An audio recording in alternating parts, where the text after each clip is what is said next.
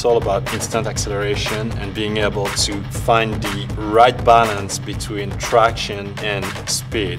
We started just drilling holes into the studs and trying to reduce weight by getting rid of some material. And ultimately what we found out is that it was a little too flexible. The studs moved too much. So we went back to drawing board and started designing some double injection processes.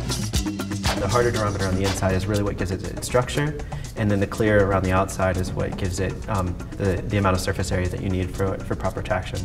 You can still cut just as hard as you always could, but with a reduction in weight that we were never able to achieve before. We wanted to try to make improvements that would make a player faster to the ball and then faster with the ball. What we've been working on for a number of years is the vapor traction pattern.